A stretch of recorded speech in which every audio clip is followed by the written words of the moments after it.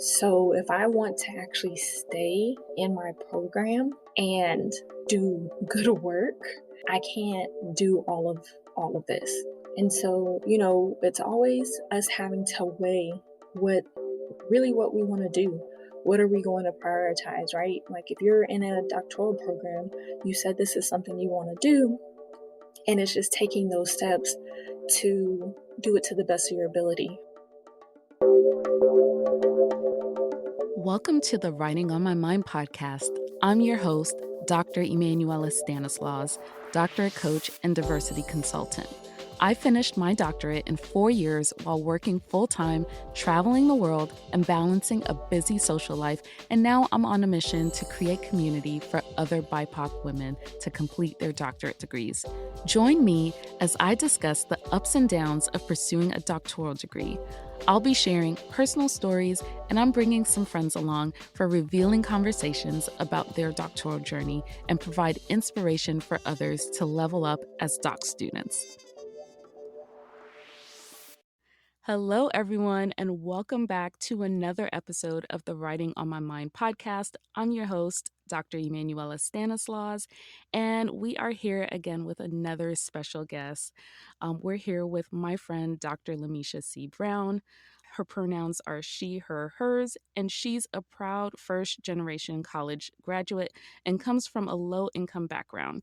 She currently works in higher education as a director of advising, testing, and career services. Dr. Brown is a co-founder of First Gen Docs, which is a digital space platform that seeks to affirm the experiences, amplify the voices, and celebrate the brilliance of first-generation doctoral students. She received her BA in apparel merchandising from Washington State University, her master's in education in educational leadership from Valdosta State University, and her PhD in education with a concentration in college student affairs administration from the University of Georgia. And now she's here in the Writing on My Mind podcast guest chair and welcoming now Dr. Brown. Hello, thank you so much for having me here today. I'm so excited to have you. Like I said, you are a friend. We have known each other for 4 years now, right? Yes. We initially met at a NASPA conference back in 2017, and we've been supporting each other throughout this whole process, and now we're both doctors. And so that's crazy to me. And I'm hoping to, during this conversation, that we'll talk a little bit about how we've been able to support each other throughout the years and the journey. So thank you so much for being here. Yes, again, thank you. Awesome. So why don't you tell me a little bit about your PhD journey? Yeah, so I was actually working at the time. I was a hall director at Spelman College, and I knew that I wanted to pursue my doctoral degree. So I went on this journey of looking at programs, right? Trying to figure out where is it that I am going to go. I applied to 3 different institutions, and I actually only got into one, which was fine because the University of Georgia really was a really great fit for me. I decided to leave my full time job to go back to school full time. And overall, I can say it really was a great experience. However, it was very hard for me. I am a first generation college student, as you mentioned, and I really struggled a lot with, feeling like an imposter. And so, because of that, I questioned my ability to be there. I questioned my writing ability. Was I doing good? And so the writing process was a lot lengthier for me. In my doctoral program, we actually had what they called a publishable paper. This was our first independent research study that we actually had to successfully complete and defend before we could move to our preliminary exams. So for me, I was so afraid, right, of that process. I had never engaged in research independently before, so that was my very first time. And I took a long time to do it, actually. From start to finish, I think it was probably about 2 years almost for me to finish that process because I spent so much time in my head. I can talk a little bit more about that later on, but I was able to finish that. And then really it was like that next, year and a half, I was like, okay, I need to focus on this dissertation so I can get that done. And so for me, the writing process really was what took me a little bit longer in the journey. As a full time student, you could finish the program in 3 years. It took me 4.5, and I was okay with that because during my first year, I realized, the pace at which most full time students go through the program was just too fast for me. I needed to take one less class each semester in order to sustain myself through the program. That was a decision that I made in order to really be able to focus and put in the time that I needed into each of my classes. And, even though I was a full time student, I still had an assistantship and I was involved in student organizations. I had a pretty full life at that time. And so, I say overall, it was really good because I grew so much as an educator. A couple of the faculty in my program really did incorporate social justice conversations into the coursework. And so that was the first time I was ever really exposed to having to think about my own privileges and what does that mean for me as an educator and how do I show up and how am I impacting people. And so, I don't know if the other two programs that I applied to would have given me that experience to really learn and unlearn and to make the changes that I needed to be a more equitable leader. And so, yeah, I really enjoyed my program, even though it was hard. I am just grateful that I had that experience. That's great. You spoke about a couple of things that I want to like circle back on. One is pace, and I don't think we've talked about that in other interviews, and I loved how that brings about the whole idea of you're on your own journey and to not worry about what the program might say is like, an acceptable time frame for when people should complete their programs. That's one. Also, not worrying about other people and how fast or slow they're going. And then also advocating for yourself, which it sounded like you did in terms of you needed more time and the pace that they were perhaps prescribing didn't necessarily work for you and your personal goals. And so advocating for yourself. So I love that you talked about that piece. And then you spoke about imposter syndrome too, which I can definitely relate to as a fellow first gen everything, first gen student, first gen professional. And so, how did you? I don't think it's the word is overcome, but how did you work through some of those feelings of being an imposter during your program? That's a great question. Thank you so much for that. I think so many of us do feel like an imposter a lot, and it could be because we identify as first gen and we're the first one navigating this. Right? There isn't anyone else in our family who has, and so we just have so many questions. And honestly, our institutions don't really do a whole lot to help us in that. If you know that you have, let's say, for example, a higher percentage of first generation graduate students who are attending your university, how are you intervening as a university to ensure that they are familiar with those expectations, right? That is a common part of the conversation and that you can really go into a little more depth or create communities of support for them to be able to have those conversations. And so for me, being able to work through those feelings, it was really me leaning on my community. I had a great community of support in my doctoral program, particularly with the other Black graduate students or Black doctoral students. I know for a lot of folks who go on to pursue, their PhD or their EDD, they may be the only Black person. And I know that can be a very difficult space to be in. I've been in a space like that professionally. And so I know as a student, that's really hard. In my program, that wasn't the case. My program was, something of an anomaly, I like to say, because we had a lot of Black folks. We encouraged each other. We leaned on each other. We wrote together. It wasn't competitive at all. I also know, there are some folks who are in programs with other Black folks and it's super competitive. And so you don't have that community of support in the same way. For me, that really made a big difference for me and really just working through the process, right? So, like I said, doing the publishable paper was hard because it was my first time and it took me a long time. But because I had done that, I felt more prepared for the dissertation. I actually felt like, okay, I know how this works, even though this is a much, greater scale. I've done research before. I know how to navigate that process.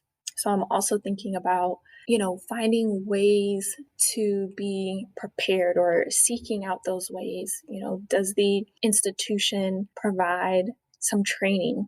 Sometimes graduate schools have some sort of training or a mentor program or something like that where you can get connected with other doctoral students or you can engage in research before you get to the dissertation phase. And so for me, that was extremely helpful. I think that's great practical advice. Seeking out mentors, seeking out opportunities to practice research so that your dissertation isn't the first time that you're doing that. And also, taking your time and building off of the experiences. So, great advice. I want to go back a little bit. What made you decide to pursue your PhD? I know you said you were working full time. And so, like, what was it that you were doing, and how did you think that the PhD would get you to to accomplish your future goals? So I will be 100% real. My GRE scores were expiring. And so I was like, okay, I don't want to take this GRE again.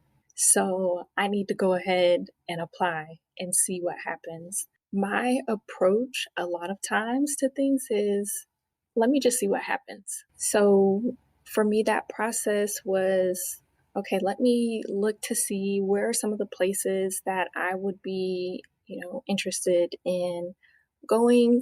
I had a long list of programs that I was interested in, and I actually decided that I was not going to apply to more than one school within a pay period, right? So I'm in an entry level position. Even though I'm in housing, and of course I have, housing paid for and whatnot, I was and still am very financially conscious. And I think that's just, growing up in a low income background, I'm just very aware of money, right? So I decided I'm not applying to more than one institution in a pay period. And so from there, I had to, decide which ones am I applying to. The institutions that I found, one was actually a sociology program where one of the faculty did higher ed research, because in talking with people, I came to understand most programs, your research has to align with a faculty member in order for you to get in. And so I'm like, okay.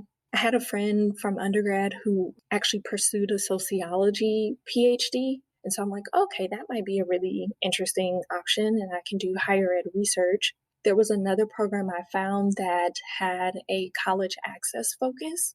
And, when I was going through that process of applying, I was very interested in college access programs. And so I'm like, okay, that would be cool.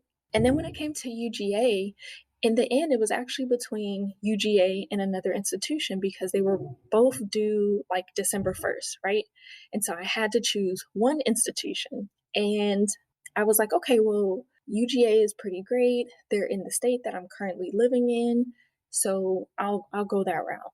That way all of the options weren't out of state where I'd have to move. So I, applied there. I also wanted to advance in my field. I can't say for sure that I thought so far down the line, like, yeah, for sure, I want to be a vice president of student affairs. I think a part of me has always been a little afraid. And I think that's probably just, that first gen identity coming out and feeling like, can I really do that? I've never seen anybody, be a VPSA. Is that something that I really want to do? But I did know that at some point I would want to advance in my field. I also really like to learn. I took Strengths Quest at one point. I know Learner was in my top 5. I don't remember if it still is now, but Learner and input, taking in information, engaging in that way has always been something of interest. So, going back to school was going to allow me to like learn at a deeper level, which it did. Great. I'm also a learner too. So on the Strengths Quest, I just love learning. And so I think that's a great approach to pursuing it. Like, well, you talked about a lot of things and keeping it real with the GRE because that's a struggle sometimes, right? And if you're thinking to like you talked about finances is always like top of mind, there's a cost for that test too, and so I can definitely understand that. And so it seemed like you had some strategy to when you decided and how you decided and which programs you wanted to pursue and things like that. So that's great too. And I think too, looking at the process as a learning experience on top of course, achieving some career goals that you have, but looking at the experience in terms of what you can learn and what you can gain out of it. So that is awesome. So you talked a little bit about working. So did you work while you were pursuing your doctorate and how did you go about balancing work and school? I think that might be helpful for like, some of our audience members. I worked part time while I was in my doctoral degree. I had a graduate assistantship, so I had to work 20 hours a week. And then my first year, I was taking 4 classes a semester. That's the way they had things set up in my doctoral program for full time students. One of those classes was a 1 hour research seminar. However, we still engaged in research with a team. So there was still work to do. And then, of course, after that first year, I went down to 3 classes. However, I was also in a graduate and professional scholars student organization for graduate students of color. At one point, I was advising an undergraduate student organization. At one point, I also got a second job as an adjunct instructor at our technical college teaching some success seminar type courses. So I had a lot of things going on during that time. I started dating someone during my doctoral program as well. And so, they say never start a new relationship or end a relationship while you're in a program. I did that too, right? So there was a lot of things going on that I had to balance. And so, to be honest with you, school took up most of my time, in terms of being in class or outside of class, reading, writing papers, working on the publishable, preparing for preliminary exams, dissertation, like all of that, right? That took up most of my time. My assistantship is how I paid for school. So I was able to get a assistantship in housing, and so I had housing covered, which was a blessing for sure for me. And my stipend was enough to where I was able to pay for school out of pocket. And so, of course, I needed to keep that job. So, work, that was 20 hours. And so, I had to kind of fill in time with everything else that I had going on. So, a number of times my nights are going to school, my weekends sometimes, but I also try to still do things that I like to do, hanging out with, friends, my partner, traveling a little bit, and so just having to figure out what is this semester going to look like. I would buy a large desk calendar and I would write in like when projects or papers and things like that were due to help me stay organized. I think that helped with the balance and, still having to navigate feeling overwhelmed, which I did feel like a lot because, at the doctoral level, particularly at a research one institution, it's just a high expectation. There's a lot of reading for every class, right? I wasn't used to that. I wasn't used to you reading 100 plus pages per class per week. That was a lot, right? And I think my first year, especially, I tried to read everything. So I was staying up late, waking up early, and maybe that also fed into my thoughts of, I don't know if I can do this, and my consideration for leaving the program, because for me, I'm like, I know how to work a job. I've worked since I was 15. Like, I could just go back to full time work and just quit this whole school thing because I'm not sure about this.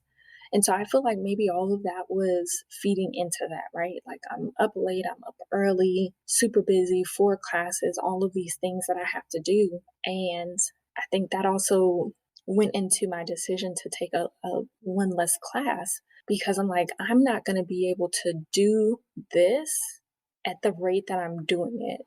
So if I want to actually stay in my program and do good work, I can't do all of this. And so, it's always us having to weigh what what we want to do.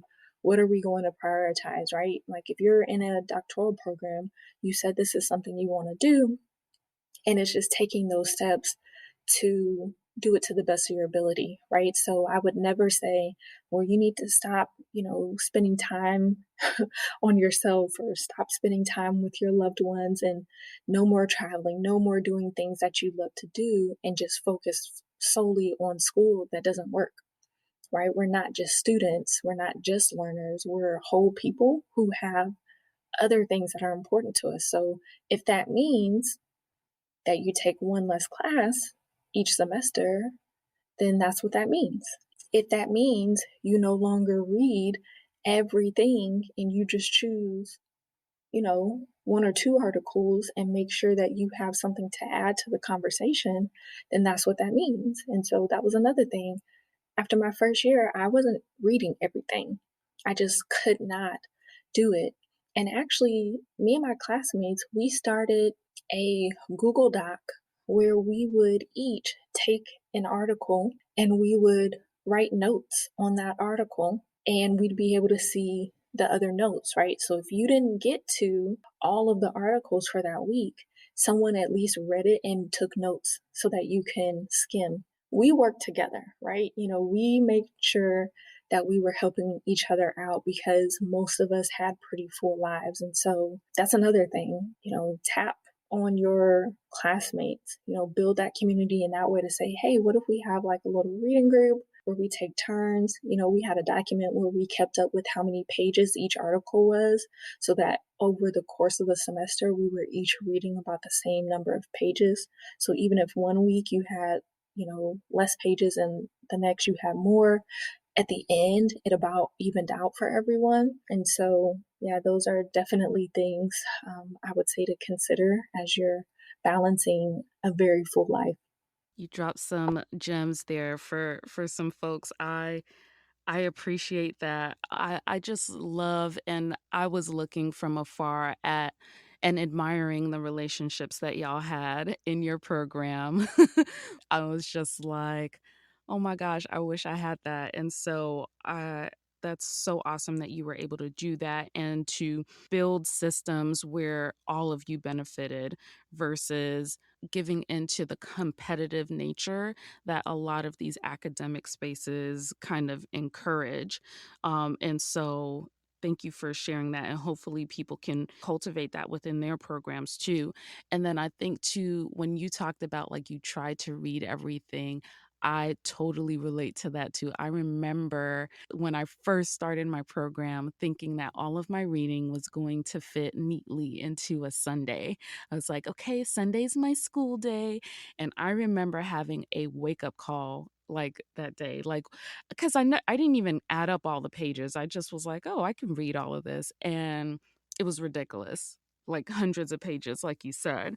But as first gen students, we may be thinking, that we have to read it all and judging ourselves based off of that and looking like, oh, okay, I'm a failure because I didn't read all of these things, or I read it and I don't understand what the hell they're saying in these articles. And so I appreciated that for sure, and also the whole part of being whole people and whole learners, and not giving up the things that make us happy, all for the sake of the doc program. So thank you for those gems. So what do you know now that you wished you knew when you started your program? I wish that I knew that I could do it, right? I wish that I knew that I would be successful at this thing that I'd never tried, that no one in my immediate family had ever tried, that I'd be able to do it. And I say that because, as I've said multiple times, I questioned my ability to succeed and felt like, an imposter. However, if I had gone into it with the mind frame of, I got this, I can do this, everything is going to be fine, then I would have moved more confidently. And I definitely feel like I would have moved more quickly through the process. So, like I said, for me in the publishable paper phase, that took almost, well, it was more like 1.5 years, right? I knew my topic the summer of 2016. I finally defended my publishable probably like February 2018, right? So that was a really long time. And I spent a lot of time in my head. Part of that is because of my strengths, right? When I took it, input, I think, was my number one strength. And also, the dark side of that strength was I spent so much time reading because I felt like I don't know enough. I'm not really going to be able to like move forward in this process, or I'm not going to be able to successfully defend this because I haven't read enough. And that was absolutely incorrect, right? So if I had known I could do this, I would have been like, yep, got this. I'm not going to spend months and months and months reading and going back to reading. Like, I would have spent the time writing. And honestly, instead of taking 4.5, I most certainly could have been done in, 4 by that summer, because literally my last semester, I defended my dissertation in August. Still had to pay for that whole semester, so I was upset about that. But I defended my dissertation in August, and the rest of the semester was me literally making edits and submitting it, right? So I'm like, dang, I could have saved some money. I could have saved some money if I knew that I could do it early on and moved confidently in that way. Thank you for your transparency with that. I think a lot of us can relate to that. You know, if we knew then what we know now, we would totally move so differently. And look at you. You did it. You totally did it. Thank you for that. So, what are you doing now, and how does that relate to your program or the research that you did in your dissertation? I am currently the Director of Revising, Testing, and Career Services at a community and technical college in central Minnesota. In my program, I took a lot of courses related to, collaborations in higher education, administrative practices, assessment outcomes, and organizational development, to name a few. And so now, one of the areas that I am responsible for is called Career Achieve. This is essentially a donor funded college access program that stemmed from a partnership with the local Boys and Girls Club. And right now, we're in the process of developing a logic model and an overall report where we are describing what this collaboration will look like. So, what does it look like for students to transition from their organization to ours? What supports will we have in place to ensure their success at our college? What programming will we focus on? And how will we assess and evaluate what we are doing?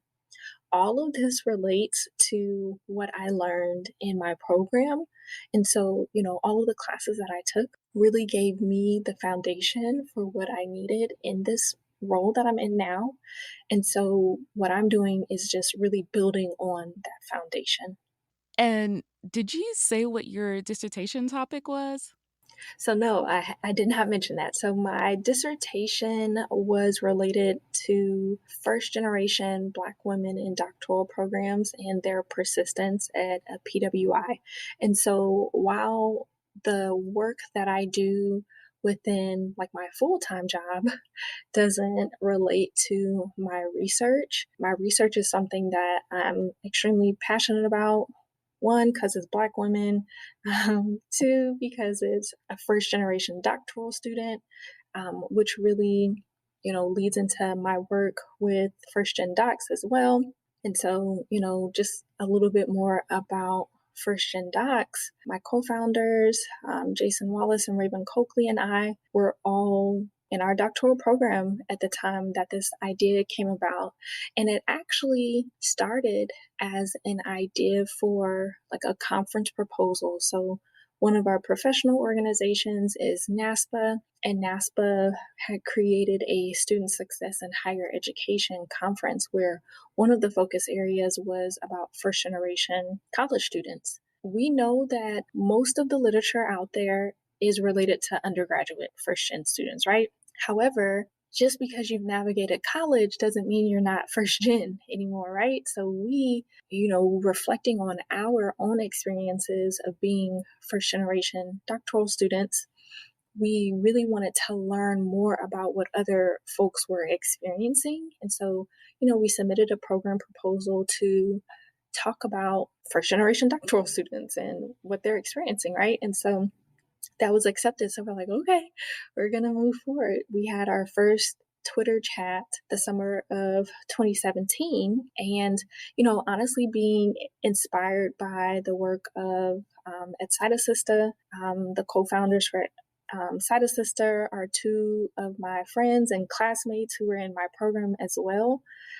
Dr. Brittany Williams, Dr. Joan Collier. And so, us in our work, we're like, okay, that was kind of the template for us, right? Because they had been doing Twitter chats and we were able to see what was going on there. So we're like, okay, let's give this a try. Did our first Twitter chat.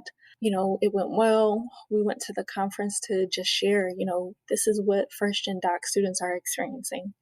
And then we came back that, school year and we're like, okay, we want to continue to provide this space for other first gen doc students.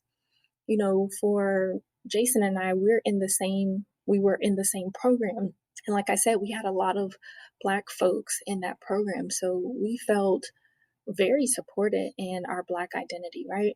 And so, but there wasn't necessarily a space at our institution to talk about being first gen and what that experience meant. So we wanted to create it. So yeah, we honestly had no clue that first gen docs would grow to, where it is now. Almost 4 years later, we have over 9,000 followers. We're extremely grateful for the folks who engage with us. We do monthly Twitter chats throughout the school year on a variety of topics.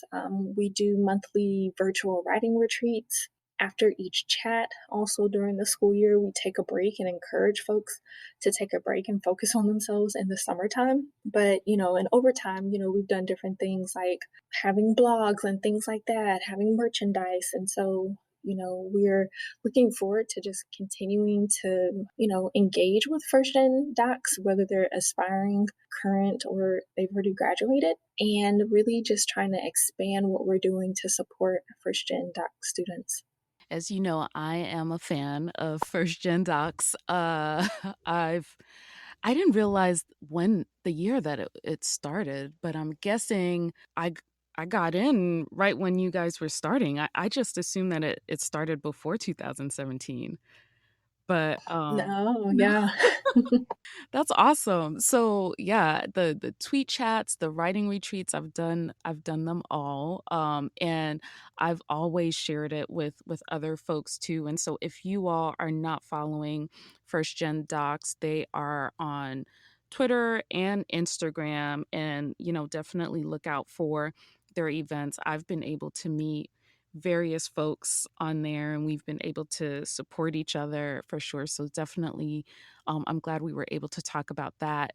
And then you also shouted out Cite Assista, which is the initiative to cite, well, I don't know, is it exclusively Black women or women of color in general?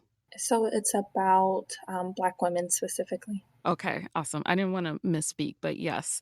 So, a lot of people s- don't recognize that there are inequities in who are cited for work, when you're publishing work and who you decide to cite. And there's also a hierarchy, and there's also benefits and rewards for the number of people that cite you. And so this initiative brought that to the forefront about seeing when you are doing your work and that sort of thing, like who are you choosing to cite and who is not being elevated in those spaces, and specifically looking for Black women to cite.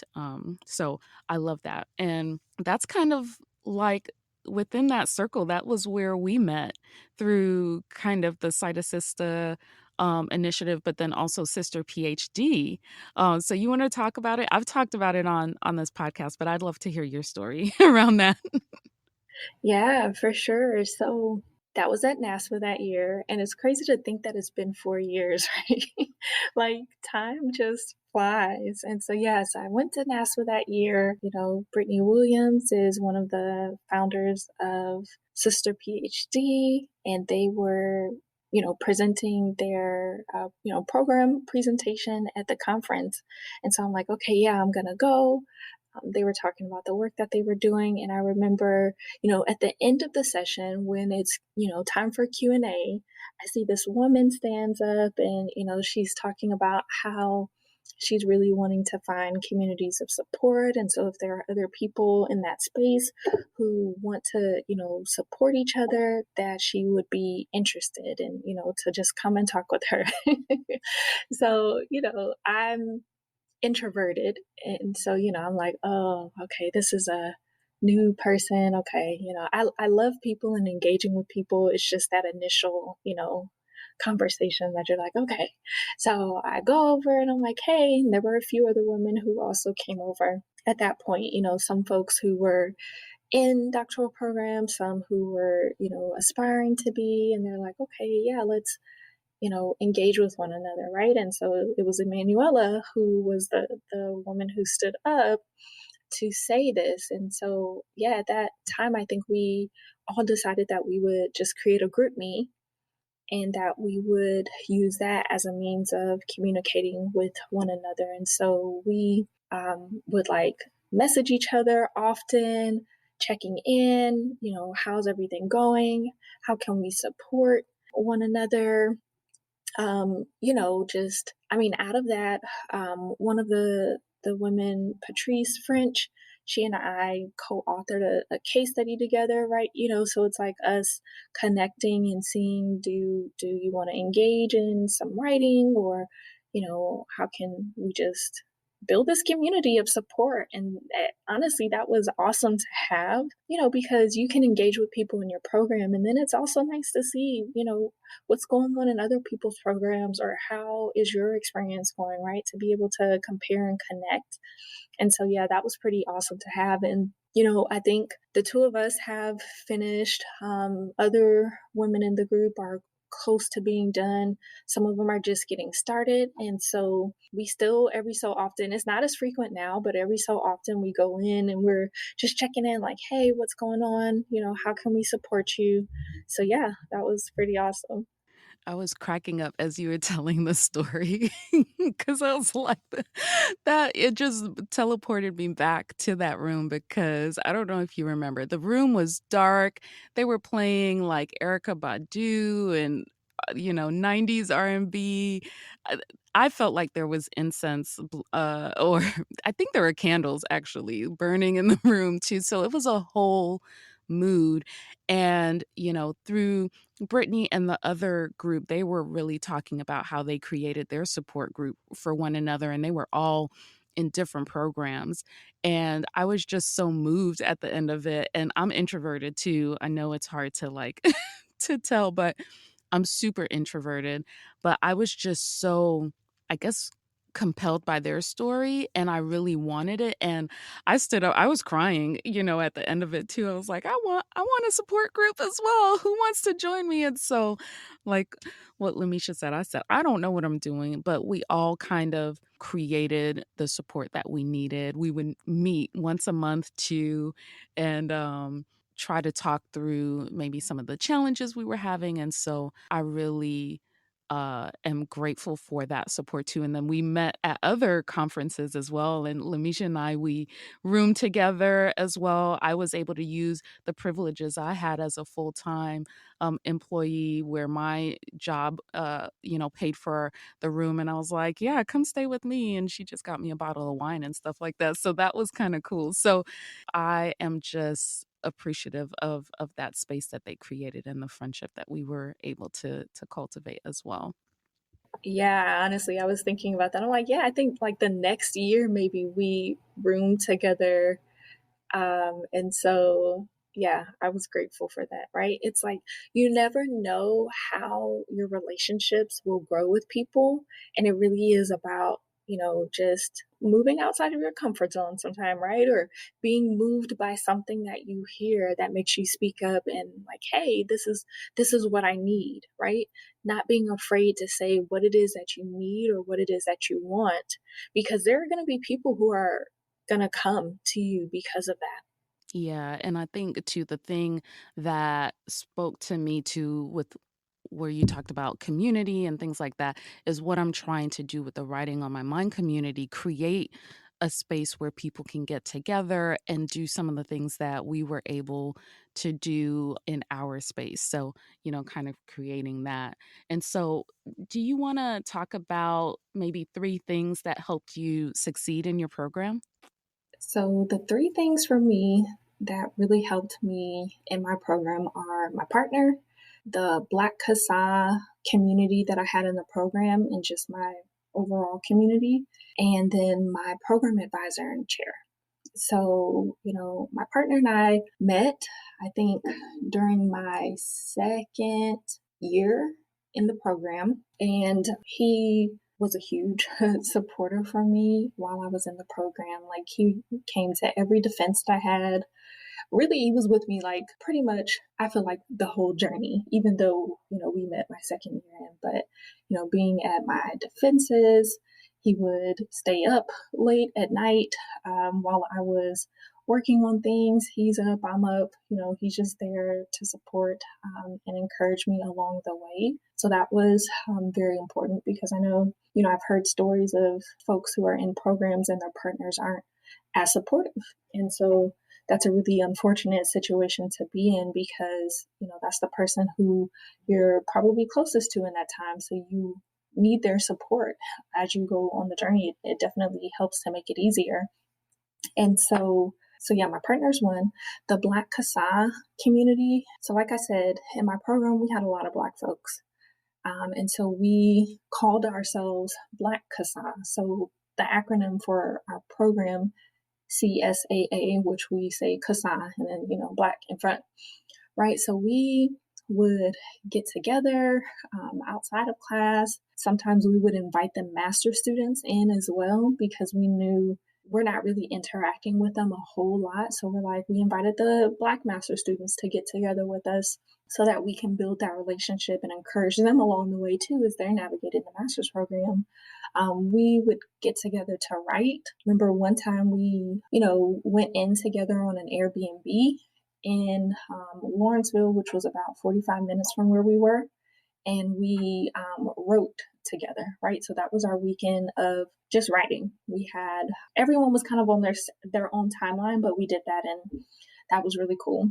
I was the person who would do a lot of like planning and trying to get folks together. So I might have something at the house. I'm like, hey, y'all, come over. Let's just do some writing. So, like I said, that was so important for me in that process that community of support, really was really important. And then my community outside of that, right? So, like our group that we had where we're connecting with each other and writing together. I had friends who were very supportive of me during the process and family and all of that, right? So, being able to just get encouragement from other people around me. And then my advisor. So, my chair is hands down the best. I'm a little biased.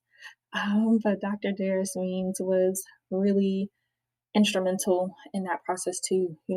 Even though I was always afraid, really in the beginning, like I was afraid of his feedback, right? Like I would avoid looking at his feedback for like a couple of days, or I would avoid him. So we had this thing, right? Where at one point I was like, "Are you trying to dump me?" Because he was just asking, I guess, me if he was the best fit for me. And I think it was because like I was playing around, right? I wasn't meeting deadlines, and he's like a deadline person. Like if you tell me you're gonna send something to me at this date, that's when I expect it, right? And it's not like he was imposing deadlines on me. I was saying like, yeah, I'm gonna do this, and then it wouldn't happen. So I think that conversation helped me to be like, okay, you need to like be serious because he's great and he's going to help you become better, right? So his feedback, while at first it was really hard for me, I'm like, ooh, it was on point. His feedback helped me to think more deeply about my work, and really helped me to be a better, scholar, writer, researcher, all of that. So that's what I'll say. That's great. So, your partner, community, and advisor. And I think everything you said was super important. That partner, like you said, to like that there are so many horror stories about people not having supportive partners. So that's key. Your community to help you, stay connected and supported throughout the journey. And that advisor is key. So people, I think one day I'm going to do like a podcast episode just on like how to choose the right advisor and uh, committee members, because if your advisor isn't giving you the feedback, and the fact that he even came to you and was like, he's looking for it on the date that you said, that says a lot, because sometimes advisors totally ignore like giving you feedback, or they drag their feet, and that is a major holdup in the process. So thank you for sharing that. And so now it is the time to transition to the lightning round question. So are you ready? Yes, I am. So this is the time where I ask you a question and you just say kind of like the first thing that comes to mind, just quick things that come to mind in terms of how it relates to you as a doctoral student. So the first question is, what's your favorite, or what was your favorite mantra? I'll kind of go off now because I think I struggled. But my favorite mantra now that I wish I had is I am great and can do great things. Yes, speaking positivity into ourselves and having like a positive affirmation. I love it. Okay. One thing you couldn't live without. Food, right? That's literally food and community. Perfect answer. Okay. What was your favorite hype song? See, these are hard. Oh my gosh. I I don't know if I had a hype song when I was in school. I have a hype song now. Can I share that? Yeah. My hype song now is Level Up by Sierra. I think that came out when I was still in school, so I would go with that. Yep. Yeah, I think so too. Yeah, that's a good one. That always, yeah, I have to stop what I'm doing and dance. Yeah, I love that. Okay. Your go to practice to celebrate your wins. I was horrible at that. I'm still horrible at celebrating my wins, because in my mind, I'm like, okay, on to the next, because there's always something next. So don't be like me, y'all. Actually celebrate. Take the time to acknowledge what you've done and do something to celebrate. Yes, we have to. We can't let these little things go by and not celebrate because all of the little things help us to accomplish the big things. So, yes, you are so right about that. And I'm going to help you too. Um, so, what's the best piece of advice you received as a doc student? Stop reading and just write, hands down, because that's what I really needed to hear to be able to move forward. Yeah, people don't realize that reading can be a form of procrastination. Like we think that we're making progress, but we're really like just how about we start writing about the things that we've read? So yeah, good advice. Awesome. So that was great. That was the end of the lightning round questions. You survived. Yes. Awesome. So I love this conversation. You dropped so many gems and great piece of advice that people can walk away with and really implement in their journey. And I want to make sure that people are able to connect with you and follow you. So do you mind sharing like some of your socials? Of course. So, first, you can learn more about me at my website, www.lameshabrown.com. You can also follow me on Twitter at LCB underscore PhD. I'm on IG at peace underscore over underscore pride. And if you're interested in learning more about first gen docs, you can also check us out on our website at www.firstgendocs.com. Great. And I will also make sure that I put all of it in the show notes too, so that everyone can follow along on the website and on all of the places that they can listen to the podcast. And so, thank you again, Dr. Lamesha Brown. I appreciate Thank you. you. I appreciate you and hope to have you on again. Yeah, thank you so much. The work that you are doing is amazing, and I look forward to the next time I can be here with you. Awesome. Thank you for listening to another episode of the Writing on My Mind podcast.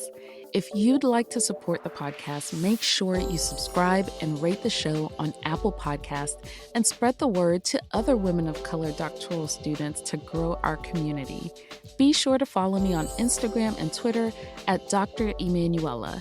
And if you're looking for a group of real women of color doctoral students to help you accomplish your goals, join the Writing on My Mind community by visiting writingonmymindpodcast.com. See you on the next episode.